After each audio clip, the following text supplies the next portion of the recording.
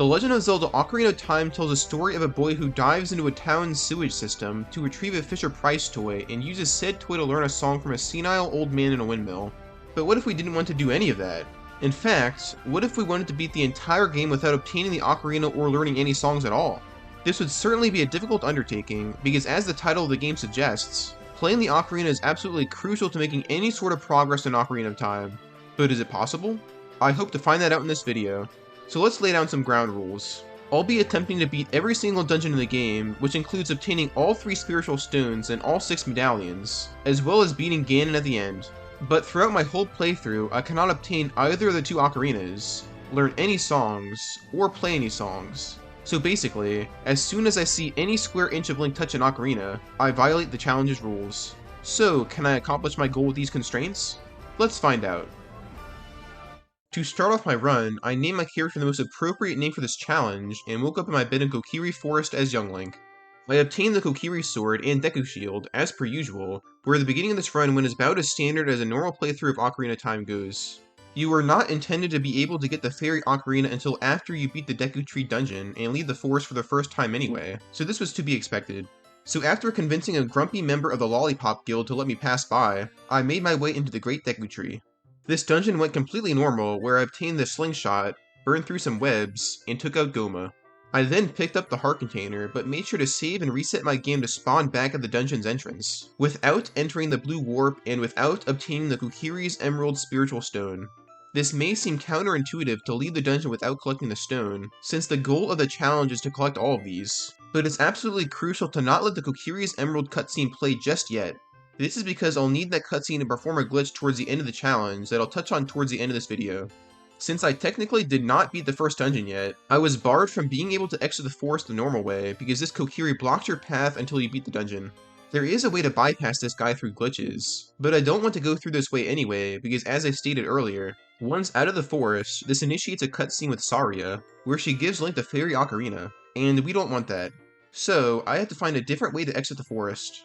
Luckily, there's another route I could take, which involves a glitch called Navi Dive. In order to perform this glitch, you need to make your way towards this area of the Lost Woods, which is supposed to be a shortcut you can take to get to Zora's River after you obtain the scale item that lets you dive deeper in the water.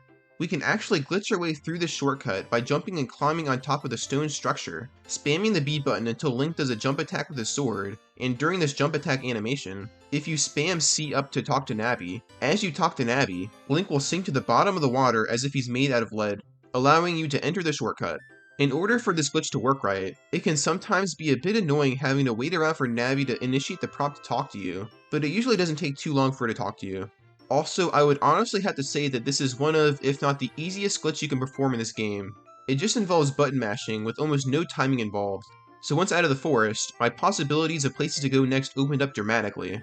In a casual playthrough, you're supposed to visit Zelda and Hyrule Castle to progress the story, but I did not want to do that because once in Zelda's courtyard, Impa teaches you Zelda's Lullaby, which I won't be able to obtain because that would go against the challenge. Also yes, even though I don't actually have the Ocarina item, all the song cutscenes to teach you songs still work, where apparently Link is able to whip out his Ghost Ocarina to learn these tunes. These cutscenes are interesting, because we'll need to manipulate our playthrough to avoid all these Ocarina cutscenes to follow the rules I set for myself. So instead of going to Hyrule Castle, I made my way to Kakariko Village. Kakariko Village has a few useful goodies I need to pick up for my quest. For one, I made sure to round up all the cuckoos to earn myself an empty bottle from the Cuckoo Lady, opened a grave at the graveyard to get the Hylian shield that I'll need as adult Link later on, and made sure to enter the village at nighttime to kill some gold Skulltulas to obtain their tokens. The sole reason why I went gold Skulltula hunting was to obtain the bombchus, which will be essential to perform required glitches to bypass certain areas, such as being able to hover high up in the air with them or cover great distance horizontally. But I'm getting ahead of myself. The 10 token reward netted me the adult wallet, which holds a maximum of 200 rupees. In this wallet will be important for me to be able to purchase the bombchus later on. Another goal of mine was to obtain the 40 token reward of 10 bombchus, but since I had nowhere near the items necessary to defeat that many gold Skulltulas, I accepted the adult wallet for now. But even with the goodies I obtained in Kakariko Village, I was sort of in a pickle. After beating the Deku Tree dungeon, the next dungeon that you're supposed to tackle is Dodongo's Cavern. However, in order to enter Dodongo's Cavern, I need the Goron Bracelet to be able to pick up bomb flowers. But there's no way for me to obtain the Goron Bracelet because I need Zelda's Lullaby to get into Darunia's room. Even if there was a way for me to clip into Darunia's room, there would be no way for me to get the Goron bracelet anyway, because I'll have to play Saria's song for him to obtain the item. If I had bombchus, I could just blast through the bombable walls in Dodongo's cavern myself without bomb flowers, blasting open a path for me to get the bomb bag, a permanent source of explosives. But this game is designed to not allow you to get the bombchus until you at least beat Dodongo's cavern. Bombchu Bowling and the Bombchu shop at Hyrule Castle don't open up until you beat Dodongo's cavern, and I had no hope of getting the 40 gold Skulltula token reward, because I didn't have enough items at my disposal to collect that many just yet. I was at a loss until my research took me to an unlikely source for bombchus. Bottom of the well. There is actually a chest in that mini dungeon containing 10 bombchus, which would be the perfect temporary explosives for me to use before getting the bomb bag. But there was an issue. In order to access the bottom of the well, I needed to play the Song of Storms to drain it, which I was not allowed to play. Luckily, there's a way to glitch into this mini dungeon using a glitch similar to the Navi dive technique that I used a little bit ago. To set up this glitch, we first need to perform a glitch called the Infinite Sword Glitch, or ISG for short. When performed, the Infinite Sword Glitch puts Link in a constant state of swinging his sword every frame. This glitch can be used to trivialize combat sections, where simply running into enemies with your sword out can kill them almost instantly. But this is oftentimes used for more complex glitch setups that you can perform in the game. There are multiple ways that you can get the Infinite Sword Glitch to work, where all of them involve Link holding his shield with R, pressing B to crouch stab, and then pressing another button to interrupt the crouch stab animation, such as the A button to read a sign or C up to talk to Navi. You've entered the Infinite Sword Glitch state once the camera gets locked in place and your sword has a swing animation constantly shown surrounding it. So in order to get to the bottom of the well using this glitch, if you initiate the Infinite Sword Glitch by cancelling the crouch stab animation with picking up a Cuckoo, when you walk around with it, the Cuckoo takes damage every frame. Once Link sets the Cuckoo down, the standard Cuckoo cutscene will play where they flock towards Link and try to kill him. But, if we put our back up against the well, press R to shield drop the Cuckoo, and then backflip into the well before the Cuckoo hits the ground, Link will be able to sink to the bottom of the well as the Cuckoo cutscene plays. Once the cutscene ends, Link will begin floating to the surface, but if you're quick, you can enter the bottom of the well dungeon before Link floats up too much. Once in the bottom of the well mini-dungeon, our quest for the bombchus doesn't exactly get any easier. One massive setback for us in here is that in order to progress, we need to crawl through a crawl space that's submerged in water. But in order to drain the water, we need to play Zelda's Lullaby, and we obviously can't play the song. Luckily, there's a glitch to work around this. First, I obtained the small key from one of the readily available chests lying around, and made my way to the back right of the dungeon with a crawl space that leads to a locked door. As soon as you exit the crawl space and are in the small room with the locked door, the camera will be facing Link. If you roll down and left and then press A at just the right time to open the locked door before the camera pans over to Link, the game will think you passed through the door, but you'll actually still be in the same small room that you were initially in with the crawl space. We can use this to our advantage because the game unloads certain features of rooms you're not actually in to improve performance. One of these unloaded features is actually Link's normal behavior with water, allowing us to pass through it like it's air, letting us pass through the crawl space in the water. Once at the other side, we can climb up a wall and go through a door to initiate a boss fight with Dead Hand. When I set the rules of this challenge, I did not include mini-dungeons as being required to beat, because they just seemed like unimportant side content to me. But beating Dead Hand actually ended up being required for me, because I needed to reload the previous room to spawn the Skulltula to perform another glitch. Once Dead Hand was defeated, I went ahead and collected the Lens of Truth, which will literally be unusable for me during my whole playthrough. You need magic to use it, but I can't obtain a magic meter or any Great Fairy power-ups for that matter, because you need to play Zelda's Lullaby in front of the fountain in order to obtain it. Luckily, the Lens of Truth isn't even required in a playthrough without glitches, because if you memorize secrets uncovered by the lens, you don't need to use the item. So once I loaded the room with the Skulltula, I began the setup for a glitch called the Vine Clip. First, I stood with my back against the Skulltula with Link just at the top of the wall. Then, I threw a Deku Nut to stun the Skulltula to allow me to climb down the wall without getting attacked by it. I backwalked down the wall, moved left 3 times, down 1 time, and right before the Skulltula came to life again, I held down and pressed A to start falling towards the ground, but then pressed up again shortly after falling to cling onto the wall again. When you cling back on vines, Link gets pushed into the wall slightly, where if the Skulltula damages you as you're pushed up into the wall, Link goes flying off into no man's land, out of bounds into an unloaded basement. From here, you can walk around a bit, and there are patches of water that you can walk into to allow Link to swim up towards a loaded upper floor. It can be a bit challenging from here to know how to navigate this basement, but after enough trial and error, I clipped into the room with the bombchu chest, and took my 10 bombchus. Success. Now I know my initial goal was to use these bombchus to brute force my way through Dodongo's Cavern to get the bomb bag, but a different route came to mind that I found preferable. Dodongo's Cavern is significantly easier to progress through as Adult Link, because you can skip over half of it with Adult Link's increased height. So, I decided I would tackle that dungeon and get the bomb bag as an adult. So from here, I decided I would tackle the last child dungeon that I haven't brought up yet, Jabu-Jabu's belly in Zora's domain, which seemed like low-hanging fruit to knock out. To access Zora's river, you're meant to blow up some boulders with the bomb bag you get from Dodongo's Cavern, and then you're supposed to use Zelda's lullaby to remove a waterfall to get to Zora's domain. I could have used a bombchu to blow up the boulders, but I decided to conserve them since they're a limited resource. So after saving and resetting my game, I spawned in Link's house in Kokiri Forest and performed the Navi dive a second time to get into Zora's river. I couldn't play Zelda's lullaby to get into Zora's domain the normal way, so I used a trick where downstream of the river, I picked up a cuckoo, walked my way towards the top of the river, and glided my way inside. This was honestly a super easy trick to pull off, but I'm surprised the devs didn't catch that you could do this while designing the game. Once actually inside Zora's domain, the rest of my time in here was a cakewalk. I played the Rupee minigame to get the silver scale, found the message in a bottle in Lake Hylia, watched King Zora do his butt scoot, and fed Jabu-Jabu a fish to gain access into its stomach. I played this dungeon exactly as normal, where this was the only dungeon in the game that I did not end up needing to perform a glitch in. You don't even need to use the bombs here, even though that's a key item of the previous dungeon of Dodongo's Cavern. I got the boomerang item along the way, which had almost zero significance in this run besides allowing me to access certain gold Skulltulas as a kid, getting me closer to that 40 token reward of bombchus.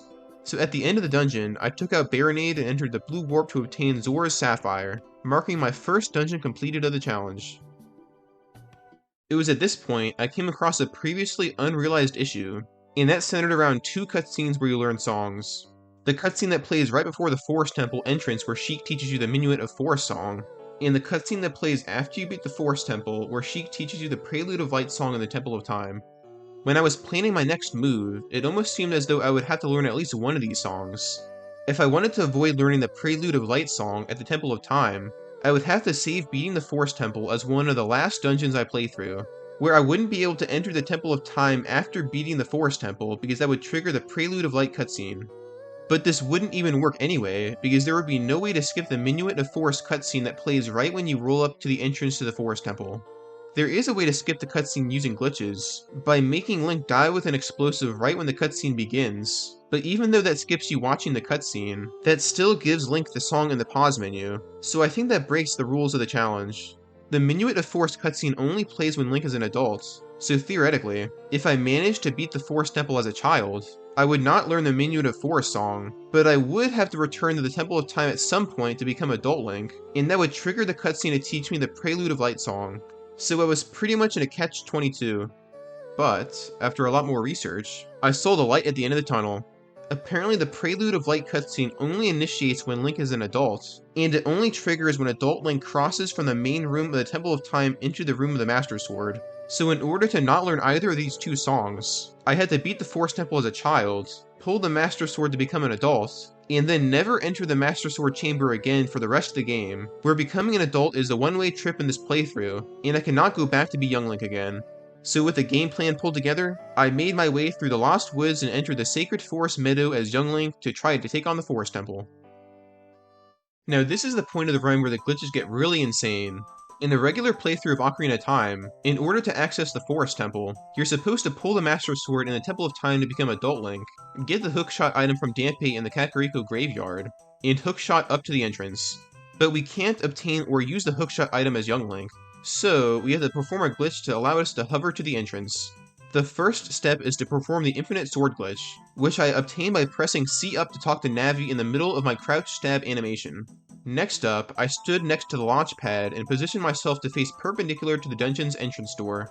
I then held slightly down and right to perform a side roll to the right onto the platform, and then right before Link finished rolling, I held back left and pressed A to do a sideways backflip. Immediately after doing a sideways backflip, you want to take out a bombchu and hold shield to drop it and allow it to explode against your shield. If you time it right, Link will be suspended in air higher than he was previously. So, you can just keep doing this over and over again until you get as high as you want.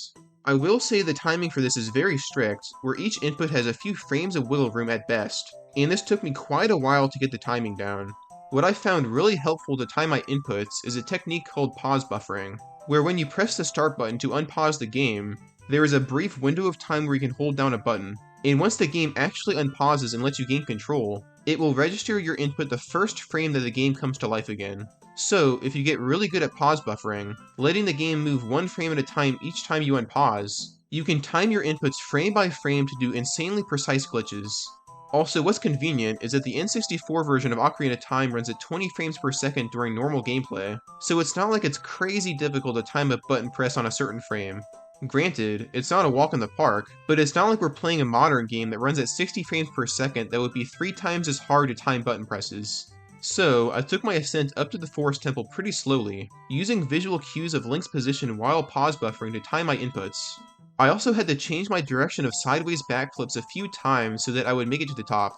The camera can be a bit finicky to get right while doing hovers, so when I got close to reaching the top, I could just barely see Link at the top of the camera, and during my second to last hover, a column was almost completely blocking my sight, so I could barely even see Link at all.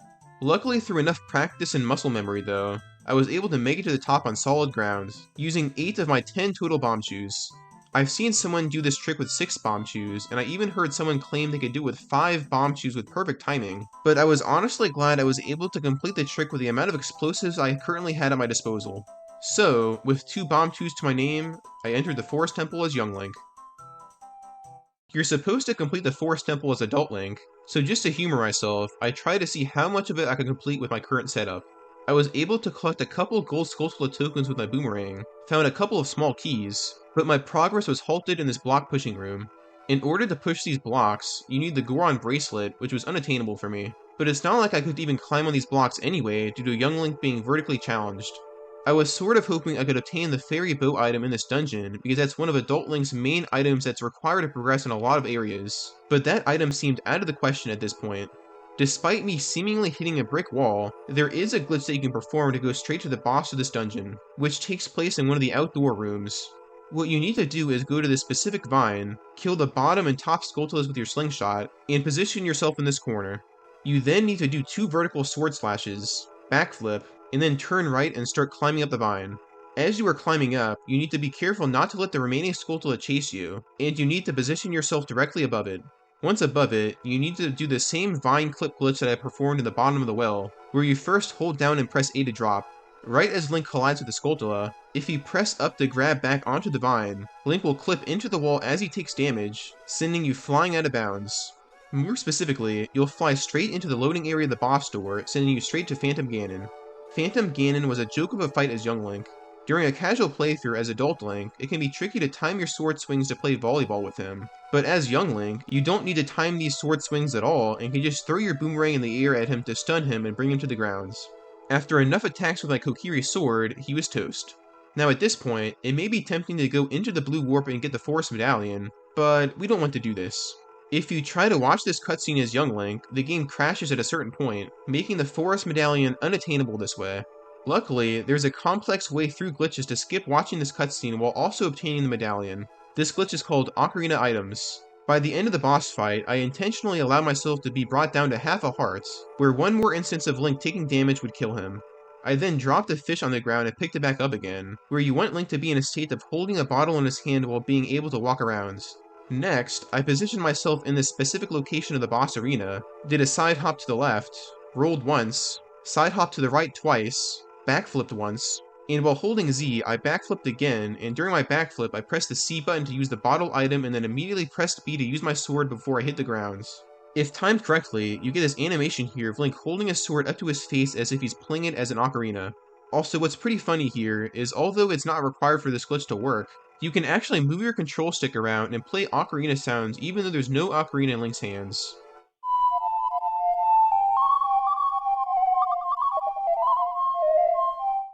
And I don't even have an ocarina in my inventory.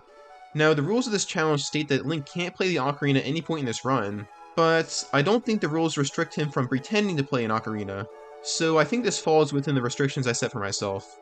So once in this glitched state, if you press B to regain control of Link, you can walk around freely, but the timer is ticking until you get teleported away through the blue warp. Our goal here is to kill Link with the bombchus the same frame that Link gets teleported away, because that will bring us to the dungeon's entrance with the forest medallion in our inventory. Luckily, there is a setup we can follow to kill Link the exact time we want him to die, which I used pause buffering to help me achieve. When you press B to start putting your hands by your side, you want to pause buffer until you get to this frame right here, where the tip of Link's sword is to the right of his Deku shield. Then, you immediately want to hold Z and start backwalking until you get right about here, where the frame of the painting in the background to the right is slightly exposed in this manner. Then, you want to backflip and immediately pull out a bombchu. Link will begin to rise slowly, and right when his shield is slightly above the fence, you want to press R to shield drop the bombchu, and it will explode immediately. Link will fall down and start spinning in the air as the game over text appears, but if you did it right, you'll spawn at the entrance of the Forest Temple with the Forest Medallion in your inventory. When I was doing research for this glitch, I heard a lot of people say it was super challenging, but I actually found it a little bit easier than the bombchu hovering glitch I performed to get to the entrance of the Forest Temple. Each glitch took me at least a couple of hours to get them to work, so I don't think you could call either of these glitches easy by any means, but with enough repetitions of doing the same thing over and over again, you'll eventually get it. Dying during the Ocarina items glitch at the correct frame was pretty annoying because if you die too early, you'll spawn at the beginning of the Forest Temple without the Forest Medallion in your inventory. And if you initiate the death too late, you won't actually die and will be teleported by the blue warp. So whenever I mistimed my death, I would just reload a save to give myself another chance at the glitch. So, with the Forest Temple completed, I completed all that I wanted to do as young Link, and made my way over to the Temple of Time to transform into an adult. But, the door of time is closed, since I hadn't completed the Deku Tree or Dodongo's Cavern dungeons yet. Luckily though, there's a glitch for that. This is pretty well known, but there's a way to clip through the door of time and pick up the Master Sword early. There's multiple different setups for this, but what I did was align myself against this column by the entrance, held Z and side hop to the right, let go of Z and rolled, backwalked for a bit, and then held slightly down and left to do a side roll to the left. This made Link face a specific angle that would allow him to clip past the door of time. So then I side hop to the left and position my left side against the door. This next part can be a bit tricky to do, but you want to hold slightly back and left to do a side roll, then immediately hold back and press A to do a backward side hop at just the right time. If timed right, Link will clip out of bounds and start falling until he voids out. Before he voids out, you want to press B while doing a jump slash with your sword to clip back and bounds again. I found this part easier to do while pause buffering, where you want to press B on this frame, which is the first frame where you can't see Link in view of the camera. And if done right, you'll clip past the door and be able to transform into Adult Link and earn the Light Medallion. Luckily as an adult, the process of getting back through the Door of Time is a lot easier, where if you just save and reset your game, you'll spawn right at the entrance of the Temple of Time. From here, I had a few options of where I could go next, but I decided to head over to Kakariko Village to get the hookshot from Dampé. The hookshot is one of the essential Adult Link items for this playthrough, so I made sure to pick it up sooner rather than later. I then used my newly acquired hookshot to kill a few more gold Skulltulas, and found myself back in Kokiri Forest to farm a couple. This is when I realized you can actually activate the cutscene where you get the Fairy Ocarina as Adult Link, to comedic effect. The camera stays in the same spot so Link's head is out of frame for most of the cutscene, and he randomly does this weird duck walk with his knees bent that's definitely odd to see. But we don't need the Fairy Ocarina, so I just reset my game after accidentally watching this cutscene. Also, throughout my adventures of gold Skulltula farming, I got a message from Navi asking me to be brave and go to the Great Deku Tree. Since I had not beaten the Great Deku Tree dungeon yet, Navi had this exact same dialogue for almost the entirety of the challenge. I guess she's not in the loop with what I'm trying to accomplish here. So after backflipping over Mido to get my 40th gold Skulltula token, I had enough tokens to get the reward of 10 bombchus. This made me feel a lot more at ease because I only had one bombchu left up until this point. For my next course of action, I decided to make my way over to the Shadow Temple to get the hover boots, which, similar to the hookshot, are a key item for me to make progress in this challenge. Normally, in order to gain access into the Shadow Temple, you had to play the Nocturne of Shadow song that you learn in Kakariko Village after beating the first 3 adult dungeons. I'm not allowed to play the Nocturne of Shadow, but even if I did find a workaround for it, I would need to use the Din's Fire item to light some torches to open the dungeon's entrance. But I cannot obtain or use Din's Fire because that is locked behind needing to play Zelda's Lullaby for a couple of great fairies. Luckily though, there's a way to work around all of this. First, I made my way to the graveyard and then took out the hookshot so that it was in Link's hand. I then positioned myself in this corner next to Dampé's hut while facing this fence. I then turned 90 degrees to the right, held Z to target, and then I side hopped to the right, pressed A to side roll, and held forward to bonk on the small house. During the bonk animation, I spam the hookshot button to get Link in a state like this, where he occasionally takes out his hookshot. Right as Link was on his third instance of taking out his hookshot, I pressed the C button to use the hookshot, which launched Link high up in the air. As Link was at the apex of his jump, I held back so that I would land onto the ledge that runs around the border of the graveyard. This ledge actually has collision that you can walk on, so I made my way towards the Shadow Temple entrance. It's super easy to fall off this ledge or get stuck on it, so to make my trek easier, I activated the infinite sword glitch by interrupting my crouch tab from talking to Navi after Z targeting this ghost. I haven't mentioned this before, but one of the side effects of activating the infinite sword glitch is that you can't fall off ledges. So as I made my trek across this ledge, I won't be able to fall off. So once right above the Shadow Temple entrance, I side-hopped right until I made my way into the temple. When you enter the dungeon like this actually eliminates the need to use Din's Fire on the torches to unlock the entrance. Once in the Shadow Temple, the journey to get the hover boots was super quick and easy. You're supposed to use the Lens of Truth to know what path to take, but since I already had it memorized, I didn't have any troubles. So once in the mini-boss chamber, I beat Dead Hand for the second and final time to obtain the hover boots. From here, I was thinking about leaving the Shadow Temple to tackle other dungeons with my newly acquired boots, but I started to ponder if I wanted to just beat the Shadow Temple now since I was already there. On the surface, the dungeon didn't seem all that challenging. I already had the dungeon item, and even though the Lens of Truth is super useful here, I could still make it through if I had all the correct routes memorized. But after I began planning my way through the Shadow Temple, I quickly hit a major roadblock: this boat. In order to get to the boss room, you're supposed to ride this boat, but guess what you need to activate the boat? Zelda's Lullaby. So the boat was off limits. My troubles were pretty short-lived though, where through my research, I realized there was a way to bypass the boat completely and enter the room before the boss from the hover boots room, called /clip boat skip. In order to activate this glitch, you need to target the left side of the chest, side hop to the left, and backflip and pull out your sword during this backflip animation. You then want to do a couple of very small turns to the right without moving, called ESS turns, where in order to ESS turn, you need to hold Z, let go of Z, and very slightly press the joystick in the direction you want to turn, and then hold Z again right after Link turns ever so slightly. So once you do 2 of these turns to the right, you'll want to have this view, where you can see part of the top of the open chest to the left of Link's face. This is the correct angle to allow the glitch to work. You then want to do 3 horizontal slashes while holding down Z target and left. This next part is good to pause buffer, where you want to have the game pause during the 3rd horizontal slash when you're at this frame, where Link's sword is directly in front of him like this. On this frame, you want to equip the hover boots. You then want to allow a few frames to go by until you get to this frame, where you want to use the hookshot item. There is actually a 2-frame window to use the hookshot for this trick, but through pause buffering chance, I ended up on this frame, so I went with it. Once using the hookshot item, you'll clip out of bounds, and once the hover boots floating timer expires, you'll fall to the solid ground below. You cannot see anything down here because the hover boots room is still the room that's loaded, but this is actually the room with the boss door, and we are on the side of the room furthest from the boss door.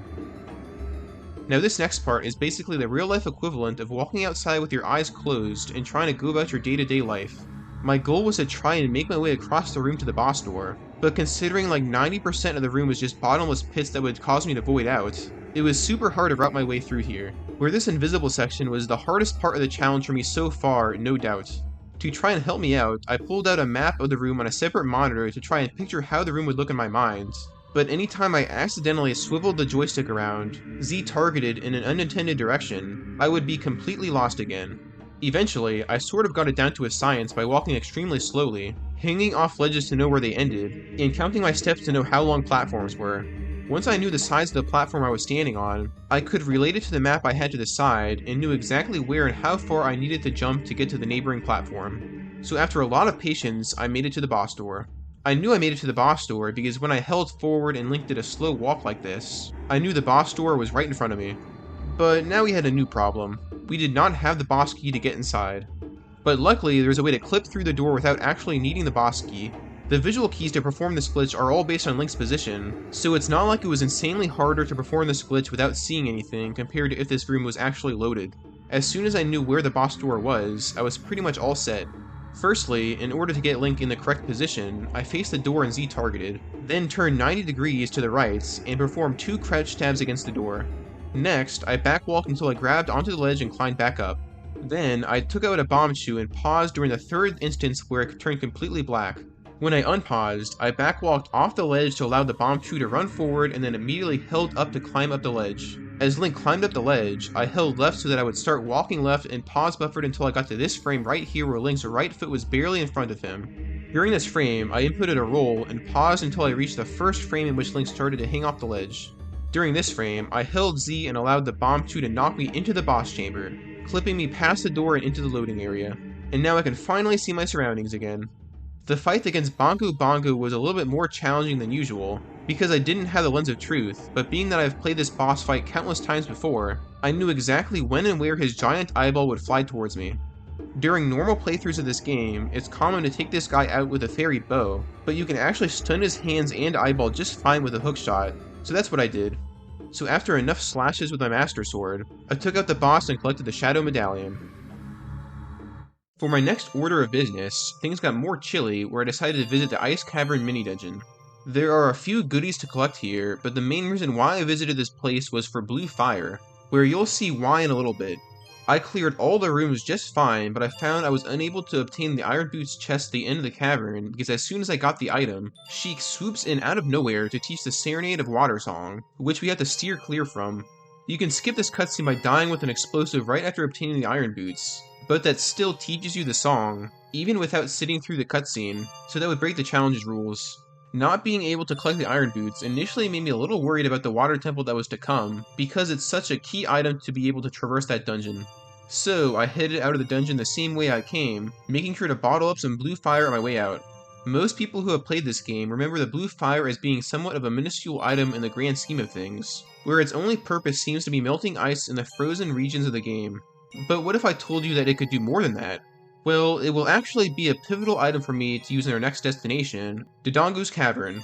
For whatever reason, the developers programmed blue fire to be able to destroy bombable walls, and it's not even a glitch. It's an actual mechanic in the game that's easy to implement. Now, using the blue fire here isn't required since I have bombchus left over, but using the blue fire does save bombchus, which I'll need for glitches later on in this video. From here, I could use a few bombchus to bomb the rest of the bombable walls in my way until I get the bomb bag, but in the spirit of saving my bombchu counts, let's access the bomb bag in a different way, using a glitch called the Doom Jump. In order to get this glitch to work, I first made sure to have a fairy in one of my bottles. I then brought myself to half a heart remaining in the lava and aligned myself against this wall, using the cracks as visual cues of where to stand.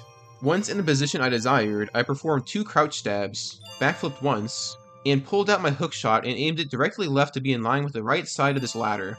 Next, I held Z to go in third person view, held the C-stick button to initiate the hookshot, and backflipped while aiming up.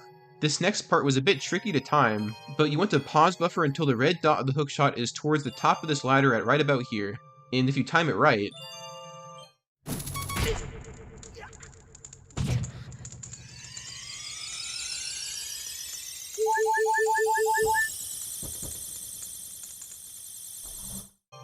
Link loses all of his health as he hookshots onto the ladder, causing him to launch upwards to the platform above, and the fairy in the bottle revives you so that you don't game over.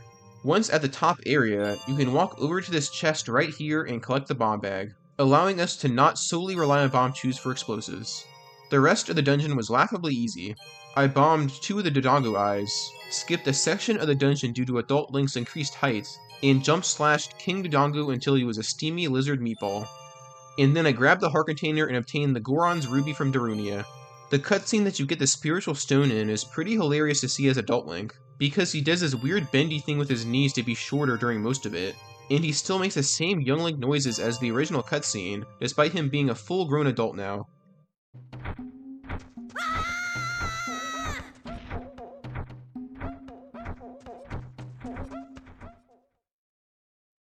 So once beating the Child Fire Dungeon, I did the only logical thing and headed to the Adult Fire Dungeon of the Fire Temple. Before entering that dungeon though, I headed to Goron City and kamikazed into this Goron named No Songs and talked him into giving me the Goron Tunic, allowing me to brave the heat of the volcano.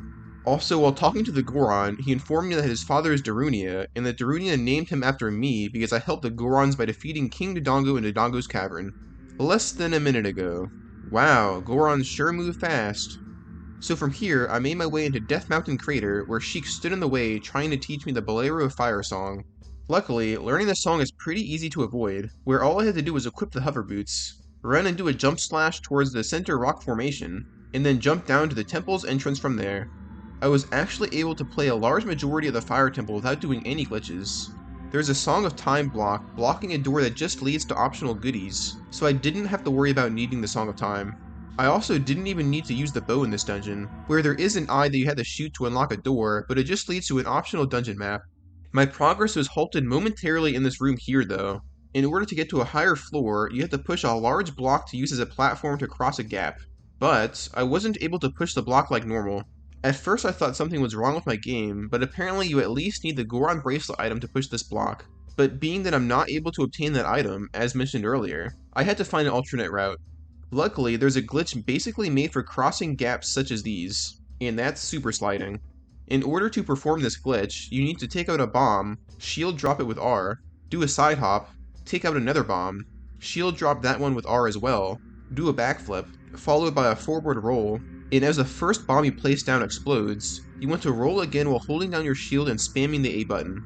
If done right, that will send Link sliding super fast backwards. This is commonly used to allow Link to slide on the ground to make getting from place to place a lot faster, but if you equip the hover boots while you are sliding, you can hover across large gaps that you wouldn't ordinarily be able to make by just jumping normally.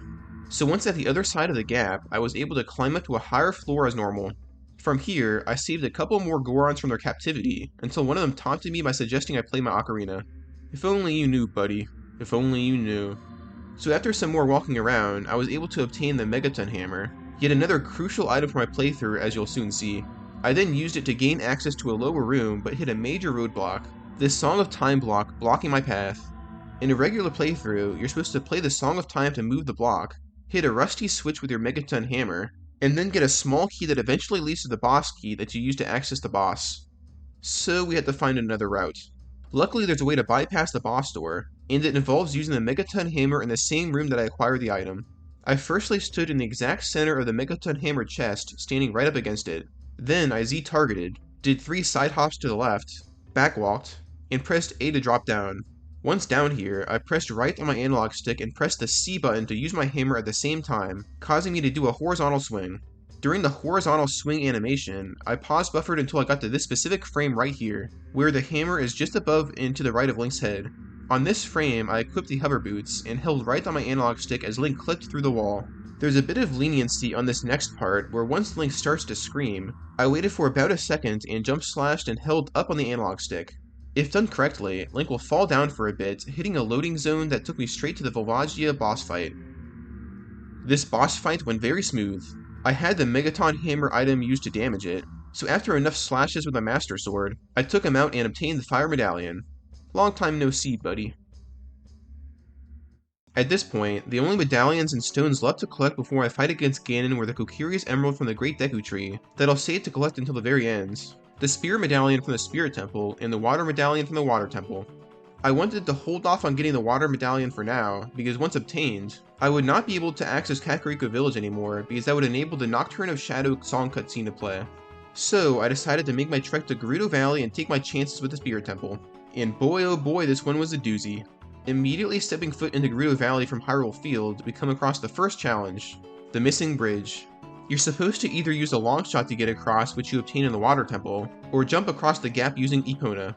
I will not be getting the long shot in this playthrough because I couldn't get the Iron Boots in the Ice Cavern, and Epona is out of the picture because I can't learn Epona's song in Lon Lon Ranch for obvious reasons. So I had to devise a strategy for another way across. At first, I tried this very precise setup that allows Link to hookshot over with the regular hookshot, where you perform micro movements to scoot across the broken bridge, but for the life of me I couldn't get it to work. At one point, I even was able to make contact with the hookshot to the other side, but I couldn't get Link to grab onto the ledge to climb up. So after at least a dozen failed attempts of Link falling down into the roaring rapids below, I just decided to use the same super slide glitch with the hover boots that I used in the Fire Temple. The gap I needed to cross was super long, which caused me to be just short of making it to the other side at least a couple times, but eventually I barely made it across to the other side. I then walked over to Gerudo Fortress. Gerudo Fortress went exactly how it does in the regular game, where I saved the 4 carpenters to gain access into the Haunted Wasteland. I always thought I needed a long shot to cross this gap during my casual playthroughs of this game, but you can actually cross it just fine by wearing the hover boots. Once on the other side, I made sure to stock up on some more bombchus by purchasing them from the carpet merchant, where he sold me 20 of them in exchange for 400 of my rupees. The next order of business was crossing the wasteland to get to the Spirit Temple's entrance. The first part was easy, where I just had to follow the wooden post to find my way across, but the next section was a bit trickier. You're supposed to use the Lens of Truth to reveal a ghost that shows you the way across, but being that I wasn't able to use the Lens of Truth because I wasn't able to obtain magic, I couldn't do that. Luckily, you can still cross the haunted wasteland without the Lens of Truth if you know the correct path ahead of time. So, I used a guide I found online to get me across to the other side no problem. Once at the Spirit Temple's doorstep, I came across the biggest hurdle for this area, actually gaining access into the temple. Now, I could just stroll through the front doors, but I wouldn't get very far at all, because I was Adult Link and couldn't fit through this tiny crawl space. And I didn't have the Silver Gauntlets to push this block, where the Silver Gauntlets are intended to be collected after you beat the beginning half of this dungeon as Young Link. And I couldn't simply go back to the Temple of Time and transform into Young Link to tackle the first part of the Spirit Temple, because that would trigger a cutscene to teach me the Prelude of Light song. So, I had to beat the dungeon as Adult Link only. Also, what's even worse is that if I exit the Spirit Temple anytime after entering it, that would initiate the cutscene where Sheik teaches Link the Requiem of Spirit song. So, you can see I was in a tight spot here. Fortunately though, there's a workaround for this. The two dungeon items for the Spirit Temple, the Silver Gauntlets and the Mirror Shield, are actually located outside close to the entryway into the dungeon. They're just super high up into the air and seemingly out of reach. If I could access these two chests somehow, I could surely make a major dent in the Spirit Temple. This is when the hovering glitch came to mind. I already performed this glitch earlier on in the run as Young Link to gain enough height to get into the Forest Temple, and you can use this same technique to reach the dungeon item chests. I firstly initiated the Infinite Sword glitch by talking to Navi while targeting this Gwei, and began my hover with placing down a bomb and backflipping into it. For the rest of my hover upwards, I equipped the hover boots, backflipped, took out a bombchu, and then immediately shielded to allow the bombchu to explode. And I just did this over and over again as I gained altitude. Out of all the different ways to hover to gain height, I found this hover boots and bombchu method to be the most consistent. I still pause buffered each input because I wanted to play it safe, but I found that once you get the timing down, doing this actually isn't that crazy difficult. These bird enemies definitely gave me a headache though, where if one makes contact with you, you fall all the way back down, eliminating all of your progress. Towards the beginning, I tried to time my bombchu explosions to kill them each time one of them swarmed me, but if you hold out your shield, they actually just bump right into you and fly away. So with enough patience, and 25 bombchus later, I made it to a point where I was able to backflip onto a tiny ledge that Link was able to barely walk on.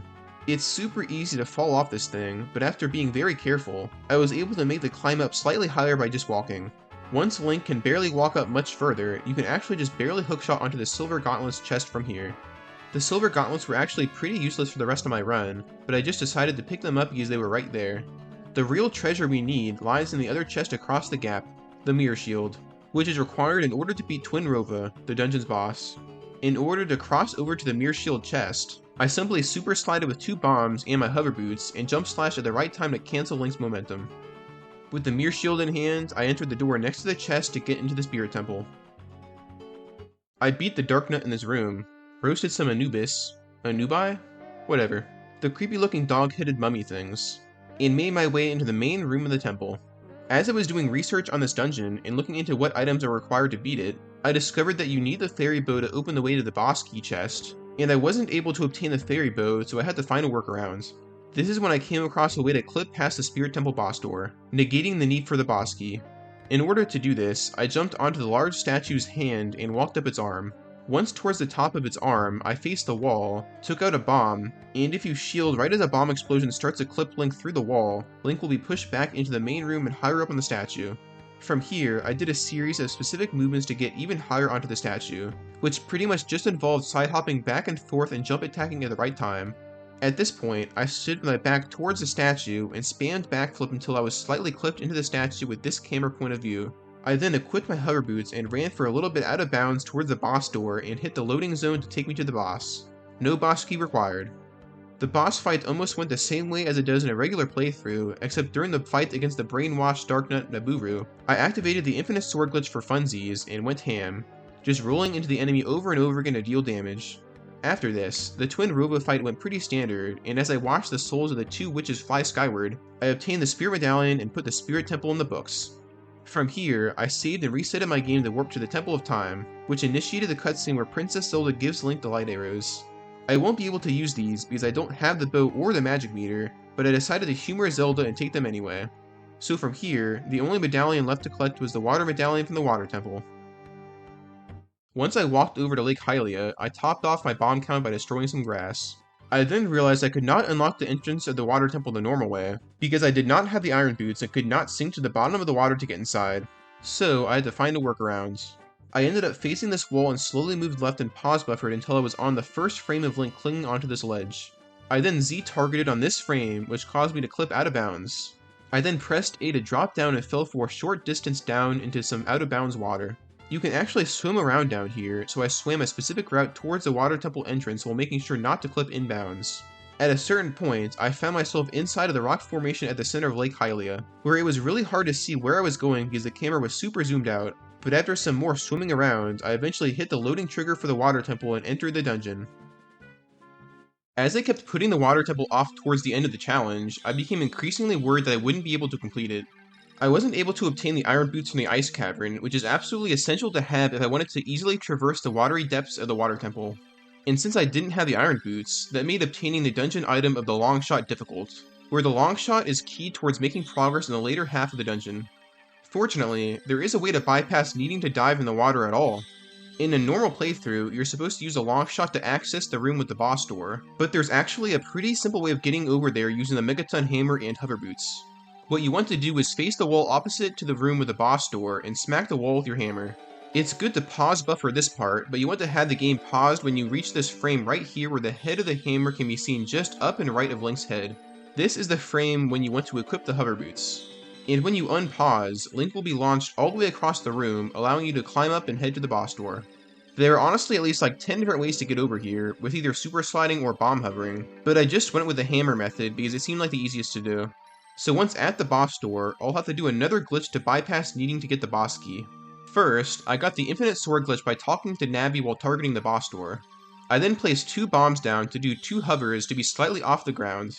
After this, I took out a third bomb, set it down, and pause buffered until it was right about to explode.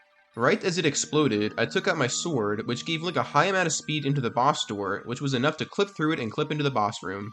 The temple that initially became one of my biggest worries was actually a piece of cake. The Morpha boss fight went easy enough, where after trapping its weak point in the corner with my spin attacks, I knocked it out in no time. You may have remembered using the long shot to take out this boss in casual playthroughs, but the regular hookshot is actually good enough to take it out as well. So from here, I entered the blue warp and collected the 6th medallion of the water medallion. Only one more dungeon to beat until the final boss. Now I'll fill you in on the reason why I left obtaining the Kokiri Emerald Spiritual Stone until towards the end of this video. We'll need to do a wrong warp from the Great Deku Tree boss room to Ganon's tower right before the tower escape sequence, and we need the Kokiri Emerald cutscene for this wrong warp to work. If we wanted to, we could stroll straight into the front doors of Ganon's castle and make a decent amount of progress, but the one thing holding us back from beating it normally is a fight against Ganondorf. Ganondorf requires a light arrows to defeat, and being that we couldn't obtain the magic meter in this run, and didn't get the fairy bow, we had to skip the Ganondorf boss fight. So, we had to do the wrong warp famously known as the Ganondorf skip. But we have a problem. The door to the Great Deku Tree is sealed as Adult Link, so we have no easy way to get in. But good thing we have glitches. Using the hover boots, I was able to climb onto this house that's next to the path leading to the Great Deku Tree. I then took out a bomb, set it behind me, and pause buffered until right as the bomb exploded, beginning to push Link off the platform. I then put on my hover boots, held forward, and jump slashed right before hitting the wall to bring me on top of it. From here, I followed a specific route along this top area that you're normally not supposed to get to, and bypassed the trigger that loads the Great Deku Tree. By bypassing this loading trigger, I was able to still walk up to the Great Deku Tree, despite not being able to see it, and was able to enter the dungeon because the wall in front of it, blocking my entry, was unloaded. In order to trigger the wrong warp, we'll first need to perform the same Ocarina items glitch that I performed in the Forest Temple as Young Link. So to get myself into position, I dropped a fish and picked it up to have it being held in Link's hand, targeted a pillar next to the blue warp, side hopped to the right, moved around it until Link was out of view, and moved back such that Link was in his original position, side hopped left twice, and backflipped, used my bottle, and took out my sword to initiate the animation of Link holding an invisible ocarina. From here, I held right on my analog stick, cancelled the ocarina, threw a Deku Nut, held Z, and started sidewalking left after performing one side hop. I kept walking sideways until I was wedged up against this corner. I then Z-targeted against the wall, performed one vertical slash, 2 crouch stabs, put away my sword, side hopped to the left once, rolled while releasing Z, and pressed A to open the door. If done correctly, you'll be warped to Ganon's castle. If done incorrectly, you'll be warped to the entrance to the Great Deku Tree and will have to reload a save, which I did an unfortunately high number of times. Also, another important aspect to this Ganondorf skip is that apparently the cutscene that you watch before attempting the glitch plays a major role in causing the glitch to work or not. But since I was Adult Link, the cutscene of pausing and unpausing the game in the Goma boss room was good enough to allow this glitch to work correctly, so this was a non-issue for me. I pause buffered the heck out of this trick to get the timing to work anyway, so it all worked out for me. Once at Ganon's tower, I watched a cutscene of Ganondorf collapse in defeat at the epicness of the Snow Ocarina challenge run, and began the trek down the castle with Princess Zelda. The escape sequence went well, and I found myself face to face with Beast Ganon. Conveniently enough, this final fight does not require the use of the ocarina. So after nutmegging Ganon between the legs a dozen or so times, and swatting his tail with my Megaton Hammer and Master Sword, I stood over him, about to deal the finishing blow. But before I finish the game for real, I made sure to pause my game to show you proof that I beat the game with 0 songs learned, all 6 medallions earned, and all 3 spiritual stones collected. What a sight to behold. And on the item screen, you can see that I don't have the Fairy Ocarina or Ocarina of Time in my inventory. So with that, I dealt the finishing blow to Ganon to beat the game and put an end to this challenge. You can, in fact, beat The Legend of Zelda Ocarina of Time without using the ocarina and beating all the dungeons. So that's pretty much it for the video. Taking on this challenge was full of ups and downs, where some glitches took me upwards of like a few hours of constant trial and error until I would finally get them. Because of how grueling it could be at times, I can't really comfortably recommend anyone take on this challenge unless you're a die-hard Ocarina of Time fan, or you're already super skilled at this game already. Speedrunners make a lot of these glitches look super easy, but most of them require super precise timing and would take days for me to get anywhere close to mastering them. Despite how tedious most of the gameplay of this challenge was, it was super rewarding to finally get each trick to work, and it was pretty fun creating a route for myself and looking up glitches online to make this challenge possible. Speaking of which, check out the description of this video to see all the glitch tutorial videos I used as reference while taking on this challenge. There are tons of really good tutorials on YouTube of people showcasing all these glitches, and these videos were the most useful for me in teaching me all that's possible while playing Ocarina of Time. I'd say these challenge videos are the most enjoyable type of videos for me to create, so if you want to see more of these, make sure to like the video and leave a comment stating what challenge you think I should take on next. If videos like these perform super well, that encourages me to make more like them. So I think that about covers it. I'll see you in the next one.